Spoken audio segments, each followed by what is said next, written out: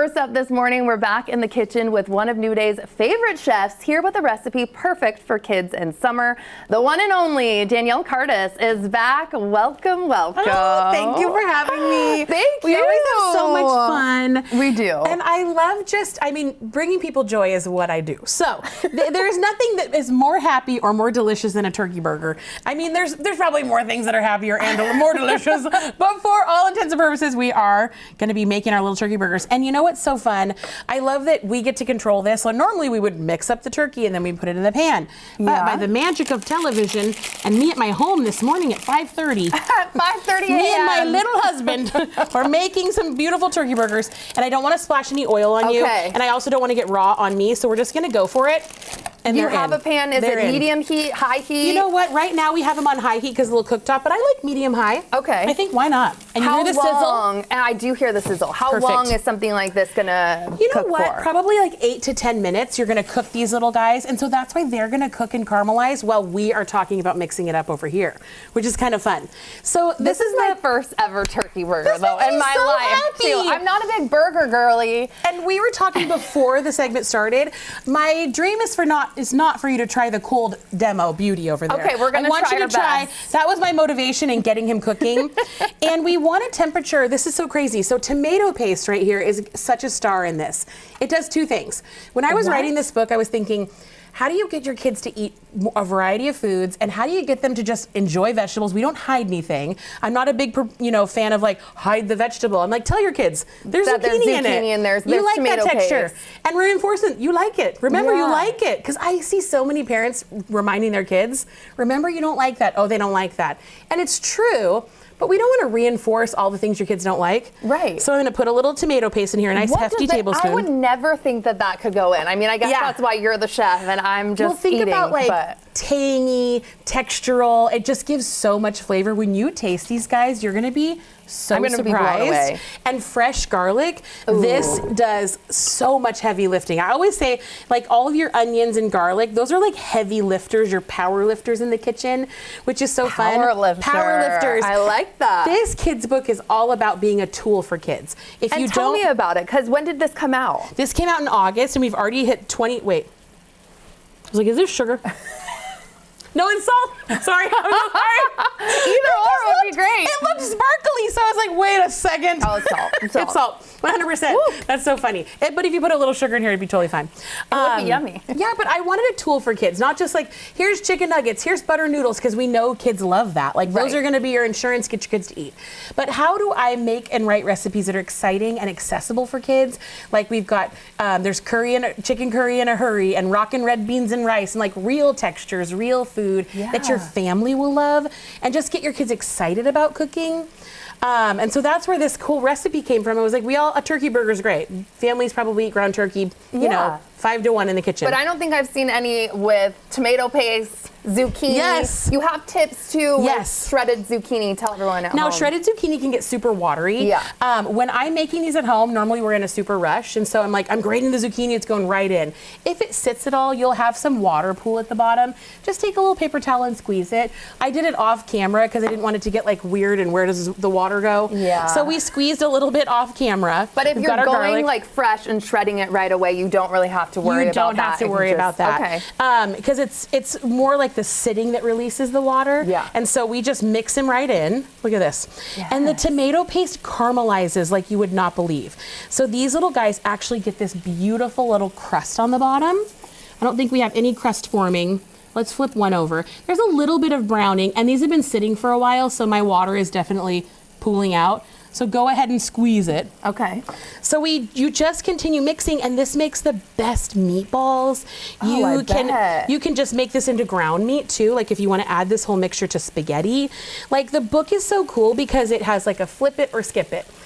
Are you gluten-free? What do you want to add to that? Do you want to use a gluten-free bun? So the book is just cute. I mean, I love it. They feel easy too and approachable that maybe even your kids could help you with these recipes in the kitchen. Point. That's the point. You want your kids cooking. The more your kids cook, the better they're going to do in life. It's problem solving, it's math, it's reading. I mean, all of these core functions that we need to survive. They start with cooking. And then you can just be a hero and a rock star in the kitchen when you're feeding people. I need to be a hero and a rock star in the kitchen. You'll get popular when you bring tasty food. It's true. You also become popular when you bring a tasty drink. Yes, tell me more. This is so much fun. What's just as fun as children's books is wine. Hello. We don't recommend, yes, I do recommend drinking the wine while you're reading the children's book. Yes, try it. What is this, French for water? French for water. So this is our latest installment. This is so beautiful. It's 100% Chardonnay. Ooh. It's so delicious. It's got notes of brioche and pear, and I love partnering with Evergreen Family Wines. Like, they are just the most incredible company. It was formerly Milbrandt. So we have tasting rooms, which is incredible. And like, you can go to my tasting room, and you can, it's not mine, it's in partnership, but go to the tasting room for French for water. My tasting room is part of Evergreen. So good. It's incredible. And it's a bubble summer. It's just, this is a porch pounder. Crack that bad boy open, finish it.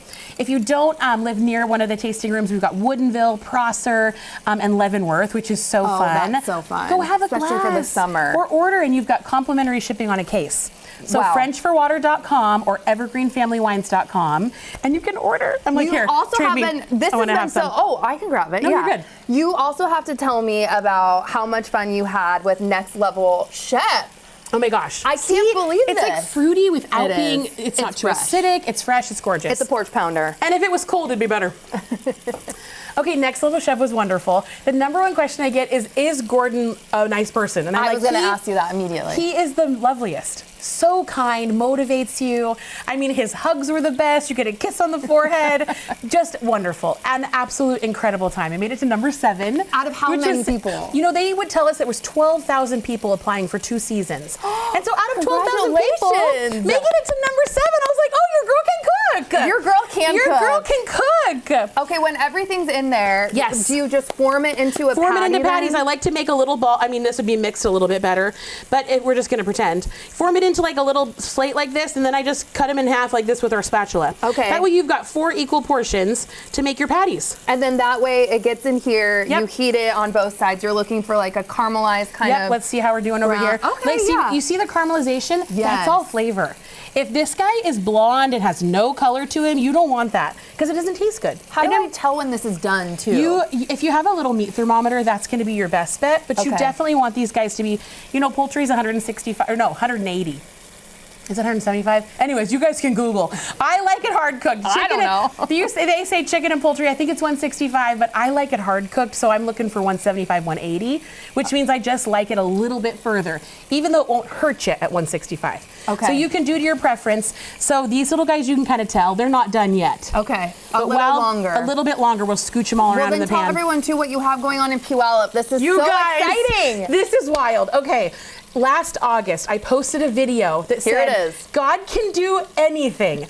I want this rotten little building. And it was $450,000. And I thought, what could we do to bring this store back to life? It is over 150 years old. It's the Alderton General Store. This little store was built by Orson Annis and his family when they settled down in the Ording and Puyallup Valley. And the railroad would come through there. It was a general store. So the coolest part about this is we're literally restoring this guy back to glory.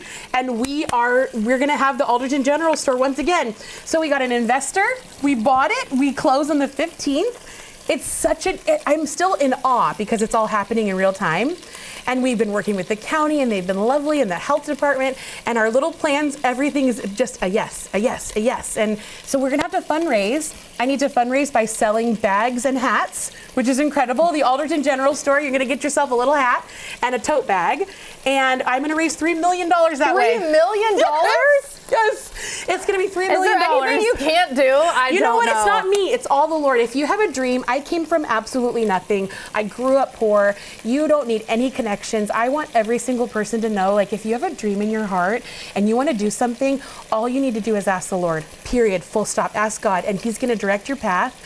And He's gonna. I could cry, and He's gonna make it happen. Me cry. I feel like we get stopped up. Like, I don't know the right people. I don't have the right body. I don't have the right connections.